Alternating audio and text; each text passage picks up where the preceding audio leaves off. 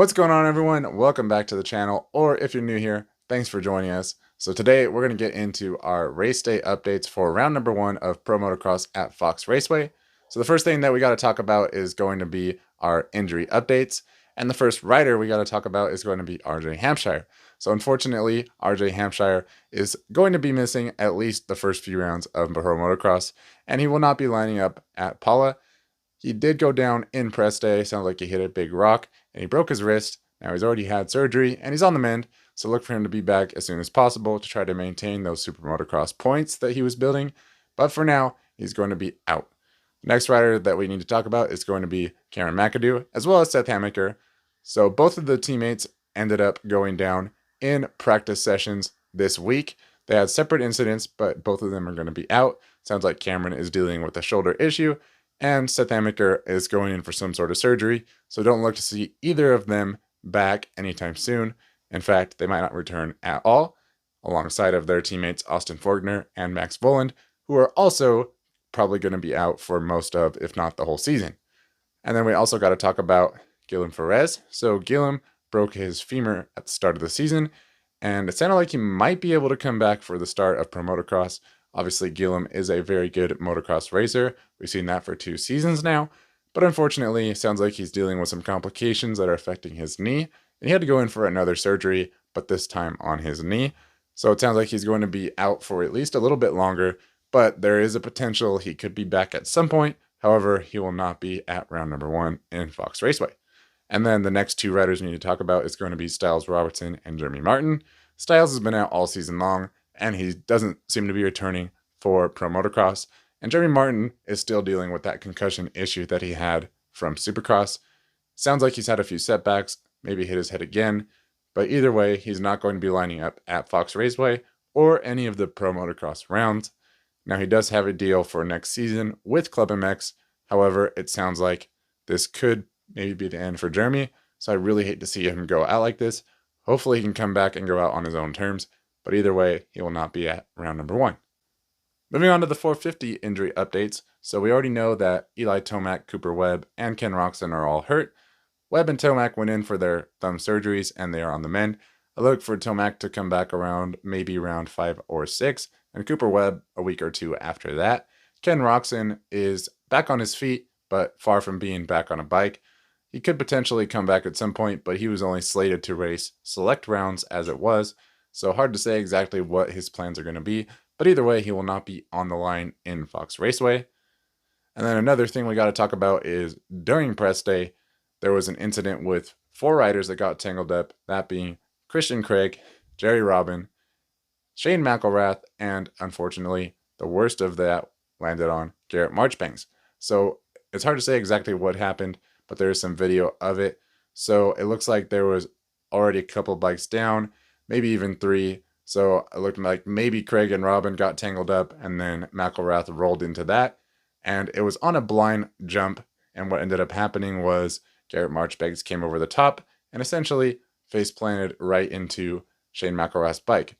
Now, thankfully, Garrett is relatively okay. He almost took a handlebar to the eyeball, which he did not. So thank goodness for that. But he did end up having to get stitches on his thumb. Now, whether that's because of his existing thumb injury from the end of Supercross or if it's a separate issue, either way, he will not be lining up for Fox Raceway. Moving on to some positive news. So if you guys haven't already heard, Ty Masterpool is jumping down to the 250 to represent for Pro Circuit Kawasaki Racing. So he did finally get his factory ride. Shout out to Ty for persevering. Unfortunately for him, I feel like the 250 is not going to suit him as well as that 450 did. He's been training on the 450 all season long. He's been dialing in the HPI Kawasaki for his needs and basically been training with the intent of racing a 450. So I'm sure he probably bulked up a little bit, but either way, it's going to be really cool to see him on a factory ride. I hope Ty can do really well. Look for him to be fighting for some top 5s, maybe even a podium. So keep your eye on Ty. I know he's been dealing with a calf issue. I think he tore his calf a while back. He's also been having some gut health problems. So he's definitely not up to full speed as far as his physical fitness. But he did say he was feeling comfortable on his bike, which is why I'm kind of bummed that he's not going to be on the 450. for my own selfish fan viewing pleasures, but I am excited to see what he can do with that factory 250 ride. So keep your eye on Ty Masterpool. Next thing I want to talk about is going to be the weather. So I just want to touch on this real quick. Normally at this time of year, it's very hot, very dry, but this time around, the high is actually just going to be in the mid to low 60s, and it's going to be partly cloudy. So normally the track does dry out pretty good, especially by the end of racing. So it's probably still going to dry out pretty significantly, but just not at the same rate as usual. So I look to the track to get a little bit more rough and rutted, especially as we get into those second motos. So keep your eye out for that. Hopefully no one gets tangled up or anything like that. It could make for some better passing opportunities, as this track can be a little bit hard to pass on. So I'm just a little bit excited to see that. And also these guys are not going to be sweating their brains out. So hopefully that will help keep everyone pushing all the way through the end of the moto. Moving on to the 250 favorites for the class. So I think it would be hard not to argue that Hayden Deegan is the favorite to win today. He is from Temecula, which is just down the street. He grew up riding here. He has hundreds, if not thousands of laps at this track. So he's definitely, arguably, your favorite for the win today. But right behind him, we have Tom Vial. I think you could make a really good case as to why Tom should be the favorite for the race win today. One thing I just want to mention about Tom is that he's the only rider on KTM who has not switched to the newer style frame. He's been pretty adamant about not changing anything. He was happy with the bike, so that's good to see. Now, keep in mind, Tom does have an MXGP background where he's used to having multiple days to complete the race, and then he came to the US where it's all the same day. So not only does he have to learn the track for the first time, but he also has to learn how to set up the bike and also race all at the same time. So I think that's part of why you saw some inconsistencies out of Tom last year, but now this year, it's all the same tracks, in the same order, on the same bike. Tom's going to be dangerous. And if we're talking about Tom, then we got to talk about Joe Shimoda. So Joe is also someone who you could definitely argue is a favorite for the race win. However, I do have my concerns about that with his ankle issues that he's been having since Salt Lake. So I did see Joe out at Glen Helen, and he did not ride that much. I'm concerned that he's sore, that he's banged up. His ankle is not 100%. So personally, I don't have very high expectations for Joe. He normally gets off to a slow start to the season, so if he can somehow manage to get a podium, he's going to end up being a real championship threat, I would think. But hopefully he can just get through there and not have like a 12th place moto finish or something crazy like that. Look for Joe to be doing the best he can. I don't think he's going to be a contender for the moto wins out here this weekend. Keep an eye on how he fades in the end of the moto, and that'll help us understand what he's really going through. But either way, hopefully Joe can have a solid start to the season, because if it can, we've seen how strong he can come on at the end of the season, and I'd love to see him battle for the championship. Next, I just want to mention Levi Kitchen. There's nothing really crazy to update about Levi Kitchen other than he did have multiple moto wins last season, and there's no reason he can't come out and win Paula this year with his added confidence and that great motor package he has underneath him. But realistically, there's not a lot to say about him. I just think he's a great contender, and since I'm talking about everyone else who's a contender, I just want to make sure that his name is mentioned as well. Moving on to some 250 storylines about guys that are not necessarily contenders for the race win, but are still worth talking about. The first one of them being Jordan Smith. So Jordan is definitely a good rider. Some people would argue he could be a race win contender. However, I would say he is not. Jordan has never podiumed at a motocross national ever in his career, and he knows that, and he has said so himself. So I don't believe he considers himself a threat for the win, and if he's not considering himself a threat for the win, then he will not be a threat for the win. But either way, keep your eye on Jordan Smith, especially if he can get a good start and get in front of Hayden Deegan, because when Hayden Deegan catches up, assuming if he does, that could get interesting. Moving on to Joey Savacci. Now this is a guy that I'm very excited about. Joey, if you don't already know, has been on the Triumph all season long. He was not able to race Supercross, but he's been training for Pro Motocross this entire time. And one thing that he did mention that I thought was very interesting is that it was really nice to have the time off to try to make his technique better and just become a better rider. He said he worked for a month and a half just on riding sand tracks. He said he felt like he was not very good in the sand. So he just decided to make himself really good in the sand, and he hyper-focused on sand riding. Now, that's not the only thing he hyper-focused on, just an example, but I'm really excited to see how Joey can do. Now, he's won 7 pro motocross overall wins in the 250 class, way more than anyone else in this field. So he's way more experienced, and he's done it more times. Do not count Joey Savaggi out. Next up, I want to talk about a couple of the Club MX guys for different reasons. The first one of them being Jett Reynolds. So Jett has had a very up and mostly down career. He did sign with Club MX, and he was coming out looking fairly good at Detroit Supercross this season, but he ended up getting hurt in press day, and we never got to see him. So Jett has had a very hard career, as I mentioned, mostly injury-ridden. So we'll have to see how he can do. Hopefully he can start rebuilding his career. This could be one of his last chances to try to jumpstart his career. I really hope he can come out swinging, so keep your eye on Jett Reynolds. The next guy is going to be Cody Schock, his teammate. So Cody's in a complete opposite situation. Cody got a last-second ride with Club MX after Enzo Lopes backed out, and he ended up going 3rd overall in the Supercross Championship. So we love to see that. Cody is actually a very good motocross rider. I'm a little bit concerned about the Club MX motor package when compared to the factory riders. They do a good job over there at Twisted Development, giving them a good motor, but I just don't think it's quite good enough. So if we see those guys not being able to get off the start, Cody's not one that's going to fly up through the field and get into the top 5. He's going to need to start in the top 3 to get in the top 5. So hopefully he can get some good starts. I don't think he will, but he is way up there in the Super Motocross point standings, so it would be cool to see him fighting for that. But either way, keep your eye out for Cody Schock. He is going to be sending it. He's known to jump to flat and just send it into the turns. So if you're at the races or if he's on camera, he could be pretty spectacular. Moving on to the 450 storylines. So the first storyline is going to obviously have to be Jett Lawrence. Now, Jett has never lost a race at Fox Raceway. He's very good there, and he's also not lost a 450 moto yet. So he's on a 22 moto win streak. The longest ever is in the 30s, so he's not that far away from beating that record. That's going to be something he's going to have to hear more and more the closer he gets.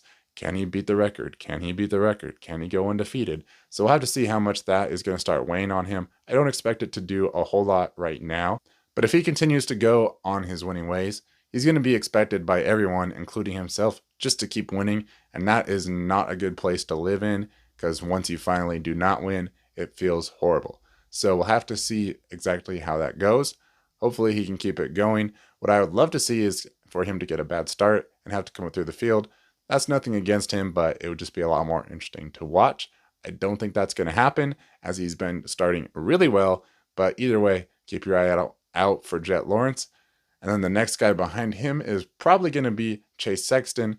So Chase is also very good at Fox Raceway, and if he does get out in front with any type of clean air, he could be very dangerous, and I think he could contend for the race win. So keep your eye on Chase. And one more guy worth mentioning as far as the race win goes, I think is be remiss not to talk about Dylan Ferrandis. So Dylan was your pro motocross champion just a couple years back, and he has been very vocal about the fact that he really likes that bike.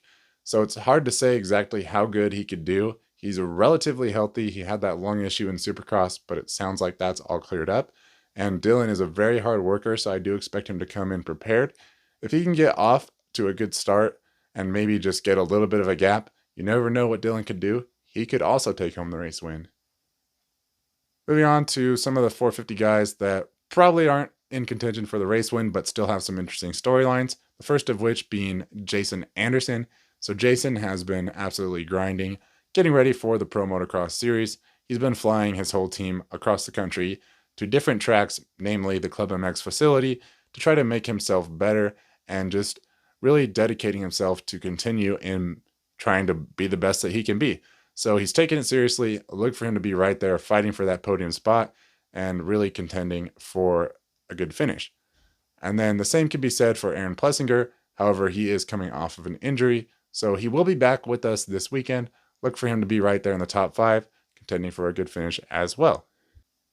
Next up, we got to mention the two rookies of the class. They finished 1 and 2 in the 250 class last season, the first of which being Hunter Lawrence. He's your defending 250 champion, which he will obviously not be defending as he's now in the 450 class. Now, Hunter, I think he could do some real damage in the 450 class, especially if he gets out in clean air, and I think he could be a race win contender at a different track later on in the year once he has more confidence. My only concern with Hunter is that if he's leading and his brother Jett catches up to him, I really don't look for him to put up much of a fight against him. So if that scenario does come along this weekend, I'm not saying he'll just pull over for him, but when Jett comes alongside, he's not going to do anything to fight back. So that's one thing that could be a little bit disappointing from a spectator point of view. But either way, Hunter is going to be right there in the mix. As far as Justin Cooper goes, the same could be said for him. He's a really good starter and he's had some clutch moments. He is very rarely off the podium in 250 Pro Motocross, so look for him to be right there fighting for podiums as well. I think he rides the 450 a little bit better than the 250, so I do expect him to get moto podiums and probably an overall podium this year. However, this particular time around, I look for him to just be fighting to get in that top 5. Now, as far as Christian Craig, it sounds like he did get involved with that incident. I don't know exactly what capacity he was in. It looks like his bike was probably at the bottom of the pile. So it sounds like he's okay. He's going to be starting. However, he wasn't really coming in at 100% anyways. And I'm assuming that he might have been the one that started that pile up. I'm not 100% sure. But either way, I do think his confidence is probably in shambles right now. And it's probably not going to be any better after the racing this weekend. So hopefully Christian can get inside the top 10. I don't think he will. Keep your eye on Christian Craig, and hopefully he's not way in the back of the pack, because for his sake, I would love to have him around. And if he is, I don't think he's going to be in a good headspace, and I don't think we're going to see him around much longer. 3 more guys I want to mention real quick, just some storylines that you guys should know about. The first of which being Dean Wilson. So Dean did make a last-minute decision to come out and race some pro motocross. He's only going to be racing Fox Raceway as far as we know. It was very last minute. So look for Dino to be out there. He's been very vocal about the fact that his knees are not cut out for motocross anymore. He has very bad arthritis. So I was surprised to see him coming out. But either way, it's awesome to see him out there. We all love ourselves a bit of Dino. So good to see it. Look for Dino out there. Probably not going to be much of a contender. He'll probably just score a few points. But either way, he's going to be out there shredding. And then the next guy I want to talk about is going to be Justin Hill. So Justin is carrying his momentum off of Supercross. I think he's just trying to build super motocross points, but he's going to be out there. He's going to be a contender, so keep your eye out for him. And the last guy I want to talk about who has an interesting storyline is going to be Phil Nicoletti. So Phil is retiring at the end of the year. This is going to be his first 450 race of the season. Now, Phil is a relatively good motocross rider. He has a ton of experience as he's getting way up there in age. Now, some people have said he is quitting at the end of the year. So keep your eye on Phil. I do think he's taking it serious, and you never know, he could surprise us with a top 10. So that's not an exhaustive list of every rider that I think is a contender. There is a lot more in both classes, but those are the ones that had storylines that I wanted to talk about. So keep your eyes on those guys, and I'm sure there will be many more good battles racing today. But those are the race day updates that I wanted to bring you guys. There's quite a bit going on, so I appreciate you guys tuning in. And if you made it this far in the video, I really appreciate you guys sticking around. If you guys want to see more action, I'm probably on my way down or already at Fox Raceway, bringing you guys a live coverage of that event. I'll be posting stuff up all day long while I'm there, as well as doing some more long form breakdowns and videos after the event. So stay tuned for that if you guys are here for that. Please feel free to subscribe. It really helps me out in growing this channel. But either way, I appreciate you guys sticking around this long in the video, and I appreciate your support, especially if you guys have already subscribed. You guys are the best, and I will see you in the next video.